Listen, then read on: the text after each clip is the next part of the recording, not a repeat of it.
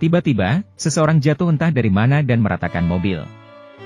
Polisi itu mendongak dan sepertinya salah. Baru saja jatuh dari lantai 2 yang kecil dan membunuh orang. Bahkan menabrakkan mobil ke dalam lubang yang begitu besar. Dia mulai bernalar dan deduktif, lalu menundukkan kepalanya. Mengapa ada genangan air di sini?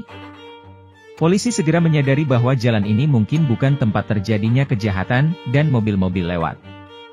Di sepanjang arah aliran air, dia melihat sebuah bangunan tidak jauh dari sana.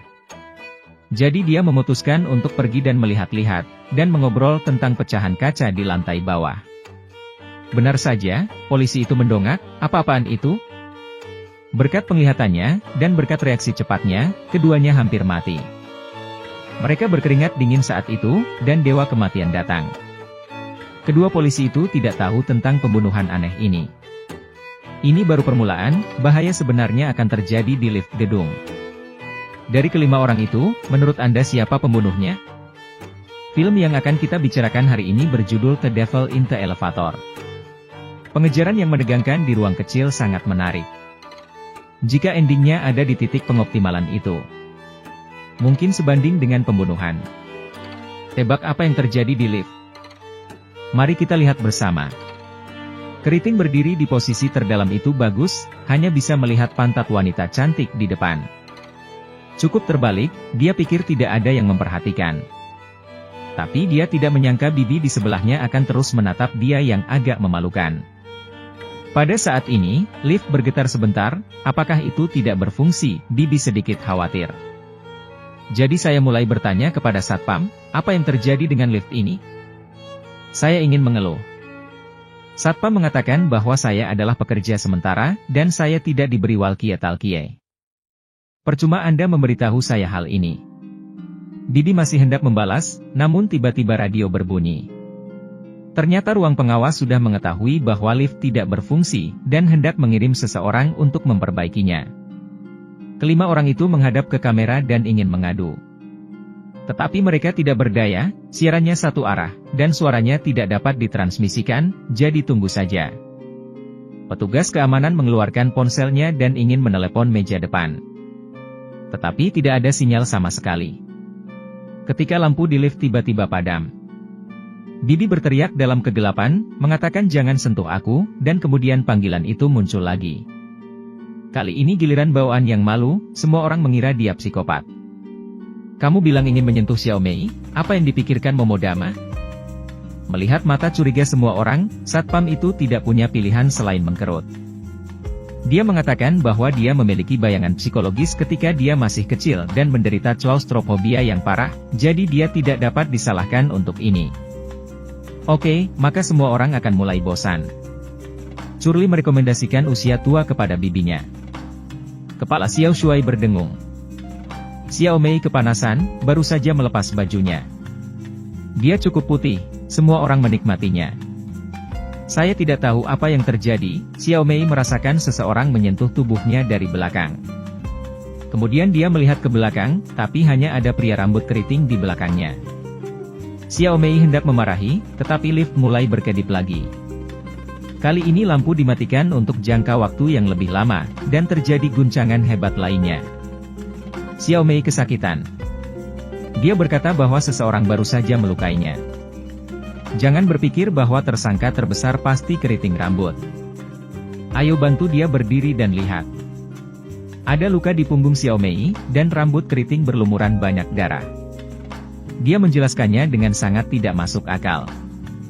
Mengatakan bahwa Xiao Mei yang baru saja menimpanya. Tetapi siapa yang akan mempercayai ini? Penjaga keamanan itu ingin menjadi pahlawan untuk Xiao Mei. Terima kasih kepada semua yang berada di lift. Semuanya harap tenang, polisi akan segera datang. Ada sesuatu, orang-orang di stasiun radio tidak berani berbicara. Barusan gambar aneh muncul di layar monitor, entah apa yang terjadi, suaranya jatuh begitu saja. Lift mulai berkedip lagi, Xiao Mei ketakutan dan bersembunyi jauh dari Curly. Namun, setelah ledakan keras, lampu kembali menyala. Lift rusak, dan ada orang yang kedinginan di lantai, dan ternyata itu adalah rambut keriting. Tidak diragukan lagi pembunuhnya ada di antara keempatnya, dan operasi penyelamatan polisi harus dilakukan dengan cepat. 5 orang terjebak di dalam lift, dan tim penyelamat sedang bergerak. Namun, semakin banyak hal aneh terjadi. Petugas lift berlari ke balkon dan hampir terjatuh. Terdapat seekor tisuk di sana. Petugas mencoba mengusirnya. Tapi akibatnya, sabuk pengaman terlepas, dan petugas lift tertimpa dan terjatuh. Lalu ada petugas pemeliharaan kedua, yang turun ke ruang bawah tanah. Dia menemukan kabel yang terendam air yang tampaknya korslet. Lagi pula, para pekerja lama memiliki pengalaman yang kaya. Dia menemukan tongkat kayu, mengambil kawat dengan hati-hati.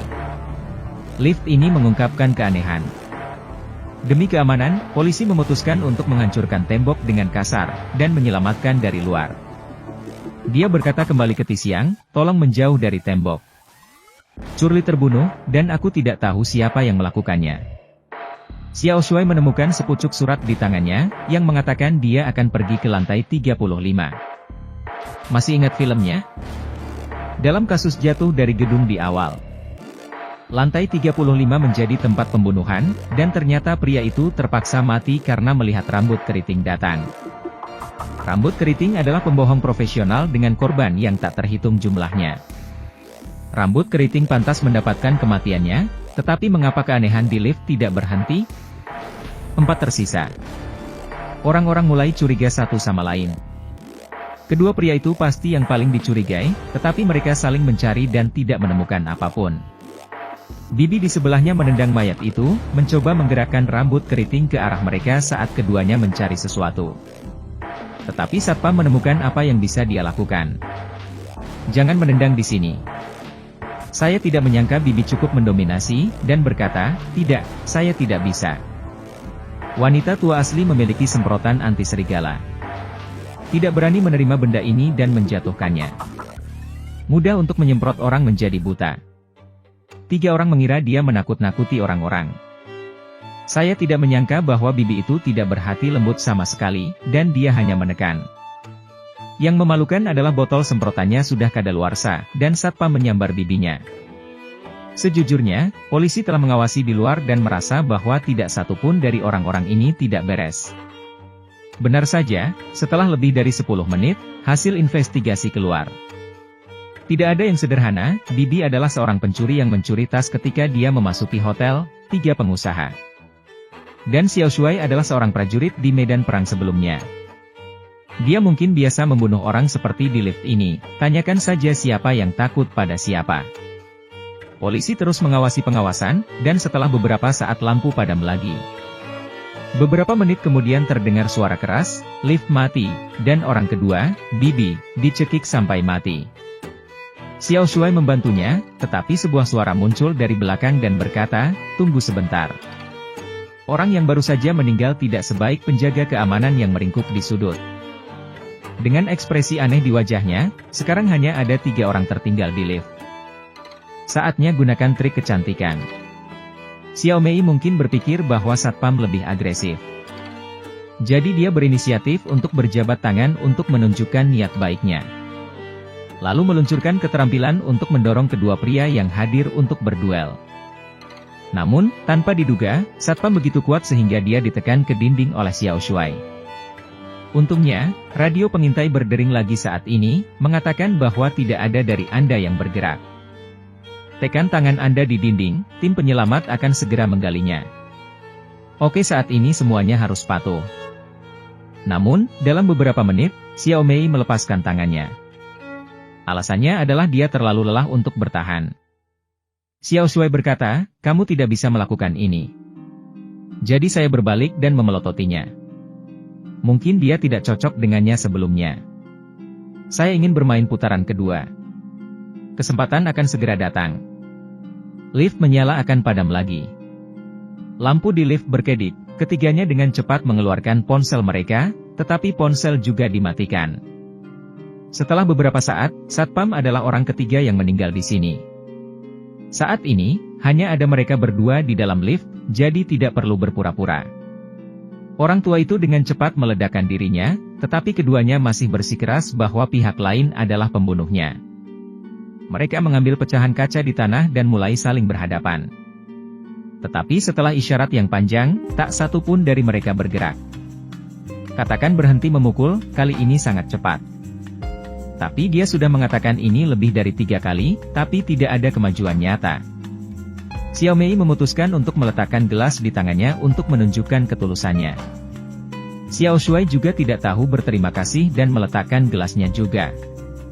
Tapi Xiao Mei bermain dengan pecahan kaca, dan dia masih memiliki sepotong di belakangnya. Beberapa menit kemudian, lampu padam lagi, kali ini tidak ada suara sama sekali.